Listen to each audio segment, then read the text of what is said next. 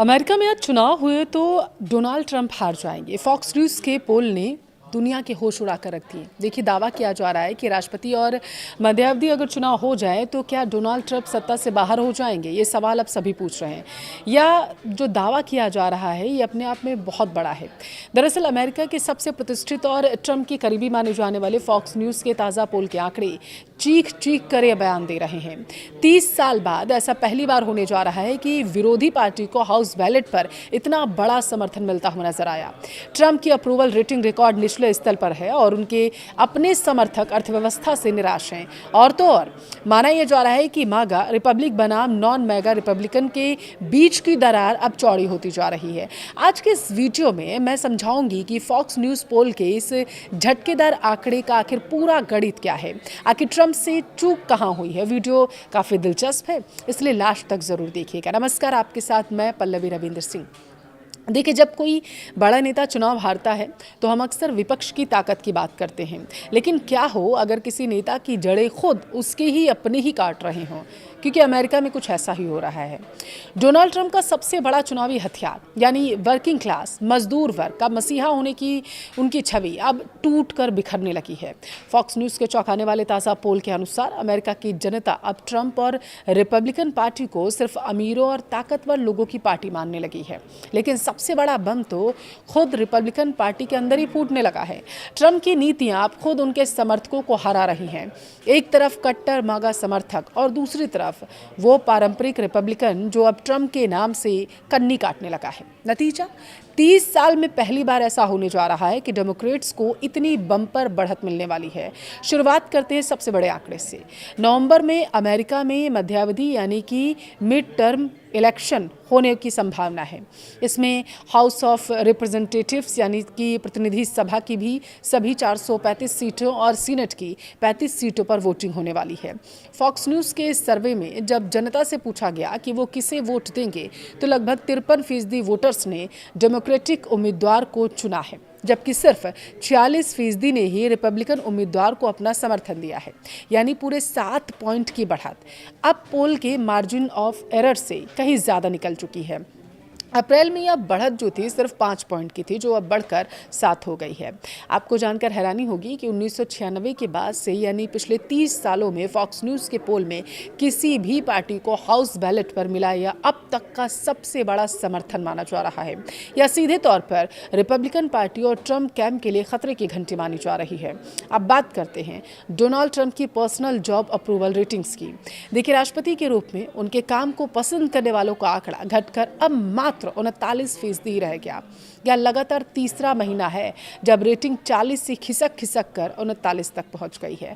अगर तुलना की जाए पूर्व राष्ट्रपति बराक ओबामा के दूसरे कार्यकाल के इसी दौर में उनकी रेटिंग 42% के आसपास थी, यानी ट्रंप इस वक्त ओबामा से भी पीछे चल रहे हैं। और हम ये तुलना इसलिए कर रहे हैं क्योंकि वो भी 2 बार ही राष्ट्रपति की रेस में आगे आए थे। देखिए, अपने अक्टूबर 2017 के सबसे निचले स्तर के बेहद करीब हैं, लेकिन सबसे दिलचस्प बात रिपब्लिकन पार्टी के अंदर की है। पोल में वोटिंग के उत्साह यानी कि वोटर इंथुजियाज्म को लेकर के एक चौंकाने वाली बात सामने आई। डेमोक्रेटिक वोटर्स 68% उत्साही हैं, रिपब्लिकन वोटर सिर्फ 57%। और अगर रिपब्लिकन पार्टी के अंदर देखें तो जो ट्रंप की कट्टर मागा यानी कि मेक अमेरिका ग्रेट अगेन समर्थक हैं, उनमें तो 67% सिर्फ उत्साह है। लेकिन गैर मेगा रिपब्लिकन जो पार्टी को तो मानते हैं पर ट्रंप की उग्र नीति जो है उससे वो दूरी बनाकर रखते हैं, उनमें वोट देने का उत्साह मात्र 41% है। यानी ट्रंप की नीतियों से खुद उनकी ही पार्टी का एक बड़ा धड़ा जो है वो अलग थलग खुद को महसूस करने लगा। आखिर जनता ट्रंप सरकार से इतनी नाराज क्यों है? फॉक्स न्यूज़ पोल के मुताबिक अमेरिकी जनता मुख्य मुद्दों पर डेमोक्रेटिक पार्टी को ज़्यादा भरोसेमंद मानने लगी है। देखिए, पहला अगर हम पॉइंट्स के हिसाब से समझने की कोशिश करें तो पहला है अर्थव्यवस्था और महंगाई। रिपब्लिकन पार्टी का पारंपरिक गढ़ मानी जाने वाली अर्थव्यवस्था पर भी लोग अब निराशा दिखाने लगे हैं, वो उस पर भरोसा नहीं कर रहे हैं। 10 में से मात्र 4 वोटर साफ तौर पर बदलाव चाहते हैं। दूसरे पॉइंट है आय की असमानता और हेल्थ केयर। देखिए, इन मुद्दों पर डेमोक्रेट्स को भारी बढ़त हासिल है। जनता का मानना है कि रिपब्लिकन पार्टी सिर्फ अमीरों और ताकतवर लोगों की पार्टी बनकर रह गई है। तीसरा पॉइंट इमिग्रेशन से जुड़ा हुआ है, सबसे बड़ा उलटफेर माना गया। देखिए, इमिग्रेशन वो मुद्दा है जिस पर ट्रंप ने अपना पूरा राजनीतिक करियर बनाया है। अप्रैल के पोल तक ट्रंप इस मुद्दे पर 8 पॉइंट से आगे चल रहे थे, लेकिन अब ताज़ा पोल में डेमोक्रेट्स इमिग्रेशन के मुद्दे पर भी ट्रंप से 1 पॉइंट आगे निकल गए हैं। ट्रंप सरकार के लिए राहत की बात सिर्फ अपराध का मुद्दा नहीं है। देखिए, रिपब्लिकन अब आगे निकलने वाली है, जबकि राष्ट्रीय सुरक्षा और सरकारी खर्च पर दोनों ही पार्टियां बराबरी पर खड़ी होती नजर आ रही हैं। अगर हम 2024 चुनाव के उन इलाकों की बात करें जहां कड़ा मुकाबला था, जिन्हें हम बैटल ग्राउंड या स्विंग डिस्ट्रिक्ट्स कहते हैं, वहां का आंकड़ा तो और भी हैरान करने वाला बन चुका है। इन कड़े मुकाबले क्षेत्रों में डेमोक्रेटिक उम्मीदवार पर 59% बना 41% से रिपब्लिकन उम्मीदवारों से बहुत आगे चल रहे हैं। 18 पॉइंट की या बहुत अगर चुनावी बढ़त के रूप में देखा जाए तो ये आगे भी बनी रह सकती है। प्रतिनिधि सभा का नियंत्रण सीधा डेमोक्रेट्स के हाथ में चला जाएगा इससे। अब आप सोच रहे होंगे कि ऐसा अचानक से क्या हो गया कि डोनाल्ड ट्रंप बिल्कुल फुस हो गए। तो चलिए अब आपको ट्रंप के फैसलों के बारे में जरा बताते हैं, जिन्होंने डोनाल्ड ट्रंप की साख को बंटा लगाने का काम कर दिया है। देखिए, जब डोनाल्ड ट्रंप ने दूसरी बार अमेरिका के राष्ट्रपति पद की शपथ ली थी तो उन्होंने कई बड़े बदलावों का दावा किया था, लेकिन सत्ता में वापसी के बाद लिए गए उनके कुछ ऐतिहासिक और कठोर फैसले अब खुद उनकी ही सरकार की गले की फांस बनते हुए नजर आ रहे हैं। सिर्फ अमेरिका ही नहीं, अंतर्राष्ट्रीय पटल पर भी डोनाल्ड ट्रंप की काफ़ी किरकिरी हुई है।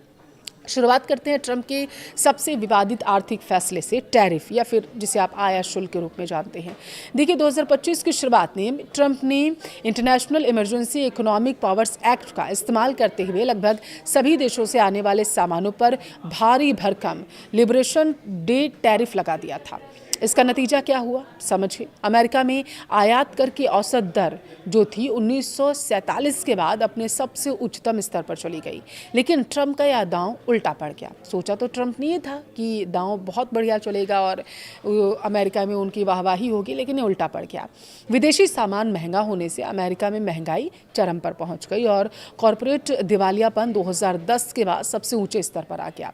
लेकिन ट्रंप को सबसे बड़ा झटका मिला फरवरी 2026 में, जब अमेरिकी सुप्रीम कोर्ट ने उनके ऐतिहासिक फैसले में IEEPA के तहत लगाए गए इन टैरिफ को अवैध घोषित कर दिया।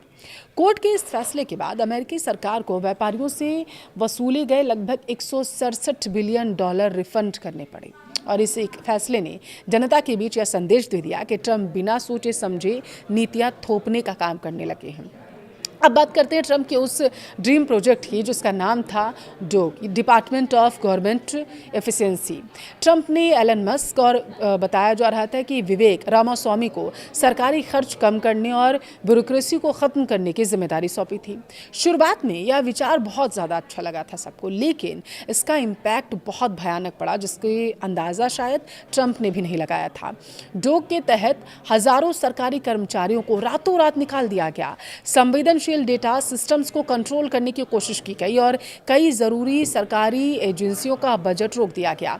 जनता का गुस्सा तब फूटा जब मस्क के खिलाफ टेस्ला टेकओवर नाम का देशव्यापी आंदोलन शुरू हो गया। लोगों ने न्यूयॉर्क, सैन फ्रांसिस्को और कई शहरों में टेस्ला शोरूम के बाहर भारी भरकम प्रदर्शन किया। यहाँ तक कि कई सरकारी कर्मचारियों ने विरोध में इस्तीफे दे दिए। भारी विवाद और अंदरूनी कलह के कारण यह विभाग अपने तय समय से पहले ही ढहने की कगार पर पहुंच गया था। इस पूरे वाकये ने ट्रंप सरकार की प्रशासनिक क्षमता पर भी कई बड़े सवाल लाकर खड़े कर दिए। ट्रंप का दरअसल जो तीसरा बड़ा फैसला था उनकी अति आक्रामक इमिग्रेशन नीति को लेकर के था, जिस पर भी खूब बवाल हुआ था। इमिग्रेशन हमेशा से ट्रंप का देखिए मास्टर स्ट्रोक रहा है। राष्ट्रपति बनने से पहले भी उन्होंने इस पर कई सारे बयान दिए थे, लेकिन इस बार उन्होंने सीमाएं लांघ दी थी। एक पोल के मुताबिक 55% से अमेरिकियों का मानना है कि अवैध प्रवासियों को देश से निकालने का ट्रंप का तरीका बहुत ज़्यादा आक्रामक था, अग्रेसिव था, क्रूर था। ऐसा नहीं होना चाहिए था। इससे अमेरिका की छवि भी खराब हुई है। देश भर में विरोध प्रदर्शन शुरू हो गए। इसका खामियाजा ये हुआ। और इसके अलावा 19 देशों पर ट्रैवल बैन लगाने के साथ ही ट्रंप ने 2025 में H-1B वीज़ा नियमों में ऐसा बदलाव किया जिसने टेक इंडस्ट्री की कमर को तोड़ कर रख दिया। नए नियम के तहत H-1B वर्कर को नौकरी देने वाली कंपनियों पर लगभग $1 लाख की फीस थोप दी गई। इस फैसले से न सिर्फ भारतीय और विदेशी टैलेंट को झटका लगा, बल्कि खुद अमेरिकी कंपनियों को विरोध का सामना करना पड़ा, ट्रंप को झेलना पड़ा इसका पूरा खामियाजा।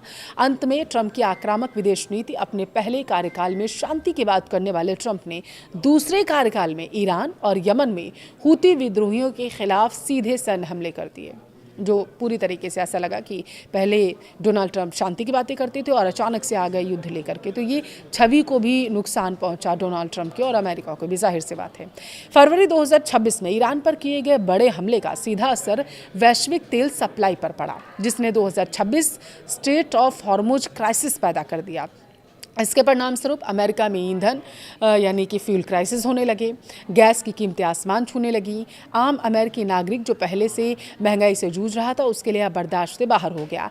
ट्रंप का दूसरा कार्यकाल तेजी से बदलाव लाने की कोशिश तो कर रहा था, लेकिन इन बड़े फैसलों को लागू करने के तानाशाही रवैये ने खुद उनकी ही नींव हिला दी। टैरिफ से आई महंगाई, डोक के कारण मची प्रशासनिक उथल-पुथल, क्रूर इमिग्रेशन नीतियां और युद्ध के खतरों ने उनकी समर्थकों को भी सोचने पर मजबूर कर दिया। और इस पूरे फॉक्स न्यूज़ पोल का लबोलुआब यह नहीं है कि डेमोक्रेट्स अचानक से बहुत लोकप्रिय हो गए। असली कहानी यह है कि ट्रंप का अपना ही बुना हुआ जाल अब उन पर भारी पड़ने लगा। जिस इमिग्रेशन के मुद्दे पर उन्होंने सत्ता पाई थी, सत्ता में वापसी की थी, आज उसी पर वो पिछड़ चुके हैं। जो मेक अमेरिका ग्रेट अगेन यानी कि मगा का नारा उनकी ताकत था, आज वही नारा उनकी पार्टी को दो फाड़ कर चुका है। गैर मागा रिपब्लिकन का 41% पर सिमटा हुआ उत्साह यह बात का सबूत है कि ट्रंप को अब बाहर वालों से ज्यादा घर वालों से खतरा है और उन्हें संभल कर रहने की जरूरत है। नवंबर के मध्यावधि चुनाव सिर्फ यह तय नहीं करेंगे कि संसद में कौन बैठेगा, बल्कि यह भी तय करेंगे कि रिपब्लिकन पार्टी का भविष्य ट्रंप के साथ है या ट्रंप के बिना। क्या ट्रंप अपने कार्यकाल के बचे हुए समय से इस नुकसान की भरपाई कर पाएंगे, या फिर ये नीतियां रिपब्लिकन पार्टी का भविष्य हमेशा के लिए बदल देंगी? आपकी राय क्या है? कमेंट में ज़रूर बताएं।